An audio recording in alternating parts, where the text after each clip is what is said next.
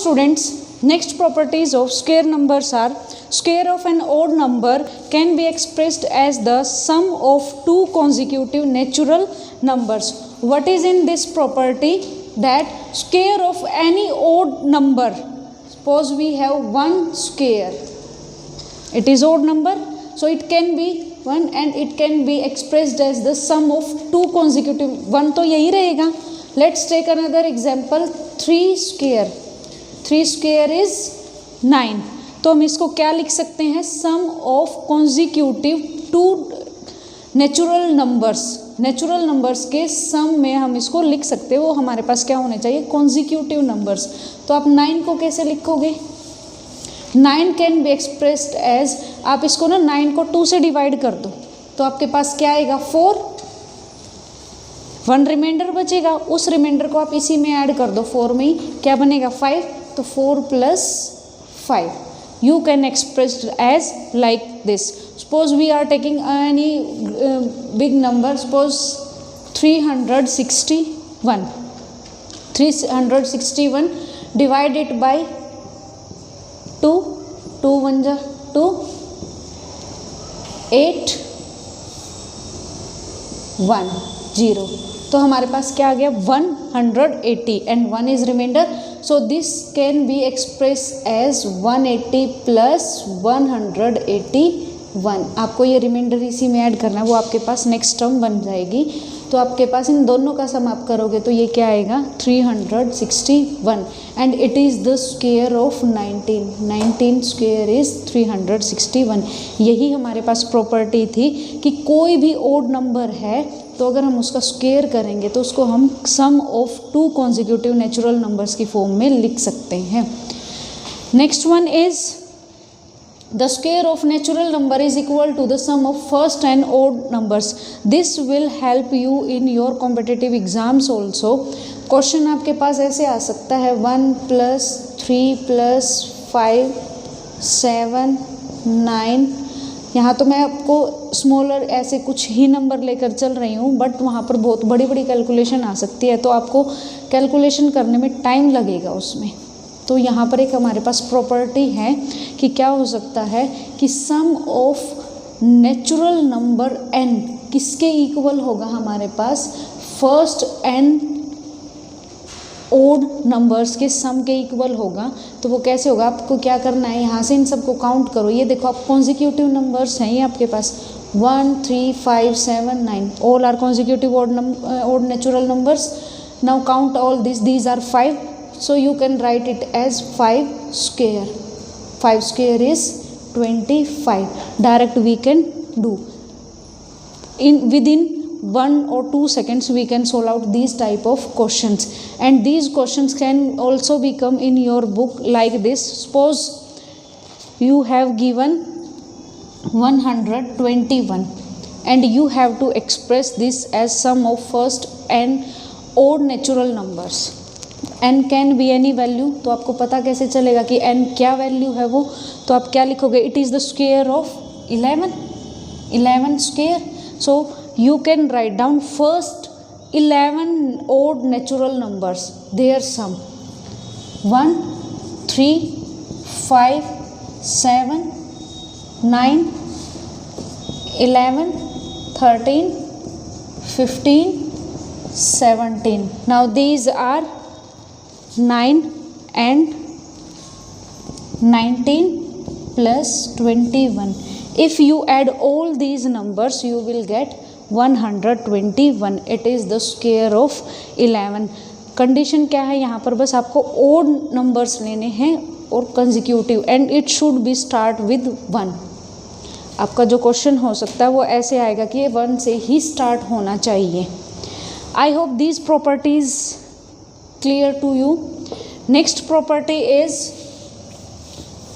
that between the square of any two consecutive numbers, I am saying here consecutive numbers, there are how many numbers lying which are not square numbers.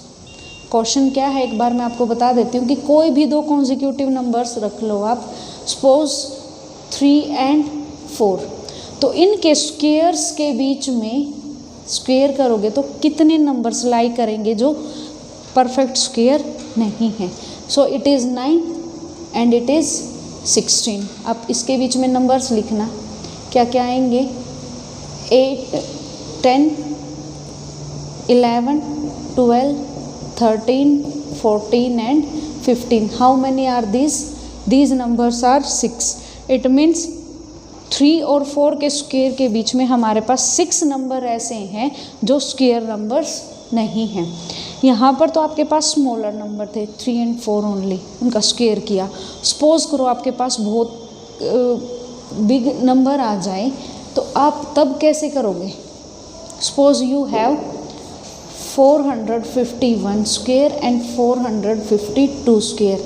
यहाँ मैंने mention किया था कि consecutive numbers must हैं, तो आप इसको कैसे करोगे। कॉन्जिक्यूटिव नंबर्स हो गए, आप इनका स्क्वायर करोगे, फिर फाइंड आउट करोगे, बहुत सारे नंबर्स हो जाएंगे।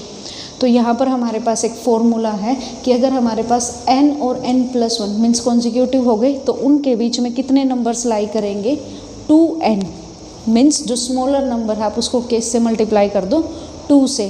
तो आप इसमें किससे 451 को आप किससे करोगे, 2 से मल्टीप्लाई, 209। इट मीन्स इनके स्क्वेयर्स के बीच में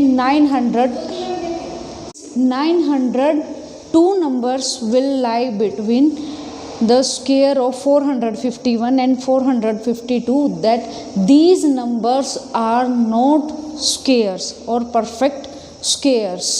I hope this property is also clear to all. Students, next property, Pythagorean triplets. In earlier classes also you have studied about Pythagoras theorem. What was the Pythagoras theorem? And this theorem always applicable in the right angle triangle. This is ABC is a right angle triangle. Suppose this side is A, this is B and this is C. Opposite of 90 degree or right angle triangle, this is the hypotenuse. So this is hypotenuse, this is base and this is perpendicular. So Pythagoras theorem is base square plus perpendicular square is equal to hypotenuse square. Pythagorean triplet also related to with this term, a square plus b square is equal to c square. Suppose we have 3 numbers, यहाँ तो हमारे पास 3 sides आ जाएंगी, तो ये property satisfy हो जाएगी, तो वो हमारे पास क्या हो जाएगी, राइट एंगल ट्राइंगल, और यहाँ से पाइथागोरस थ्योरम सेटिस्फाई हो जाएगी। तो हमारे पास ये ए बी सी नंबर्स हैं, ये हमें निकालने हैं कहाँ से, पाइथागोरियन ट्रिपलेट से निकालने हैं कि वो नंबर्स होंगे क्या हमारे पास। Then those numbers can be, here I have n greater than 1 where n is a natural number and I am using here n is greater than 1, this is must. So we have 2n, n square minus 1, n square plus 1. This pair, this triplet form Pythagorean triplet. So आपके पास question कैसे आ सकता है इसमें, suppose any member from these numbers is given, member is given, note I am saying here n की वैल्यू यहाँ पर नहीं दी हुई है, इसका मेंबर दिया हुआ है, वो ये भी हो सकता है, यहाँ भी हो सकता है और यहाँ पर भी हो सकता है। And before that I am want to tell why n is greater than 1। Suppose करो हम यहाँ पर n की वैल्यू 1 रख देते हैं, तो 1 स्क्वेयर माइनस 1, 1 माइनस 1 0। क्या किसी ट्राइंगल की साइड 0 हो सकती है? No, that's why it is written here n is greater than 1। तो आपके पास क्वेश्चन कैसे आएगा यहाँ पर, suppose any value is given 6, any one member is given here 6, तो आप यहाँ से क्या करोगे, पहले first of all 2n is equal to 6, तो n is 6/2 that is 3, n की वैल्यू आपके पास क्या आ गई यहाँ से 3, and which is a natural number. अगर आपके पास यहाँ से नेचुरल नंबर नहीं आता फिर आप इसको रख कर देखोगे, यहाँ से भी नहीं आता फिर आप यहाँ से करोगे और आएगा इन्हीं 3 में से एक, क्योंकि यहाँ पर क्वेश्चन में आपके पास मेंशन मिलेगा कि one of the member of Pythagorean triplet is this. So यहाँ पर हमारे पास n की वैल्यू क्या आ गई 3। Now Pythagorean triplet can be यहाँ पर वैल्यूज़ रख दो, 2 into 3, 3 square -1 and 3 square plus 1. This is now 6, 9 minus 1, 9 plus 1, 6, 8 and 10. This is Pythagorean triplet. Now you can check here also by using Pythagoras theorem that a square plus b square is equal to c square. By this way you can also verify that these numbers are correct or not. You know that hypotenuse is the longest side, so longest side is 10. तो आप c की value क्या रख सकते हो यहाँ पर 10. Left hand side and right hand side you have to use here. So this is 10 square. Value of a is 6 square plus 8 square, it is 36 plus 64, it is 100, and it is also 100. So Pythagoras theorem is satisfied here. This form Pythagorean triplet. Like in this way you have to solve out. Now students, next one is prime factorization. Prime factorization, you all know what are prime numbers. Prime numbers are those numbers which have exactly two factors, 1 and the number itself.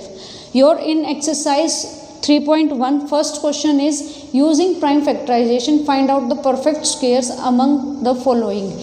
अब मैंने आपको property बताई थी कि आपको ये बताना है कि वो परफेक्ट स्क्वायर है या नहीं. वहाँ पर तो आपको डायरेक्ट बताना था, जैसे यहाँ पर यूनिट डिजिट क्या है 4. तो अब अगर आपके पास 1, 4, 5, 6, 9 है तो इट मीन्स दे मे और may not be the perfect square. यहाँ पर 5 है, ये होंगे. अब हमें यहाँ से निकालना है कि उनका वो परफेक्ट स्क्वायर है या नहीं. तो आप उसको निकालोगे कैसे? परफेक्ट. अब प्राइम फैक्टराइजेशन करो, उससे फिर आपको क्या करना है, वहाँ से पेयर बनाने हैं. पेयर क्यों बनाने हैं? क्योंकि हमारे पास जब हमने किया था जैसे 4 स्क्वायर, ये पावर 2 थी, तो मतलब हमारे पास इनके पेयर बनेंगे ऐसे. Let's take one example how to find out do the prime factorisation of 2, 3, 0, 4. It is divisible by 2. 1 is not a prime number. आप कहाँ से स्टार्ट करोगे? 2 से. तो आप 2 से 1, 1, 5, 2, अगेन 2, 2 5 जा, 2 7 जा, 2 6 जा, then again 2 8 8, 1 4 4, 72, then 36. Next 36 I am writing here, then 2 18, 9 3 3. This is the prime factorization of 2304. Now आप इस यहाँ पर क्या करो, इनके पेयर बना दो. इसके पेयर बन रहे हैं. Now this is also, this is also, this is also. Each and every number has got his it's prime factorization, its pair. So what can you say here? That 2304 is a perfect square. Like in this way you have to solve out other parts also. So you have to try your homework. So what you can do, you can try other parts also like in this way also. If any number is not having pair, so it means that is not a perfect square. So your homework is to try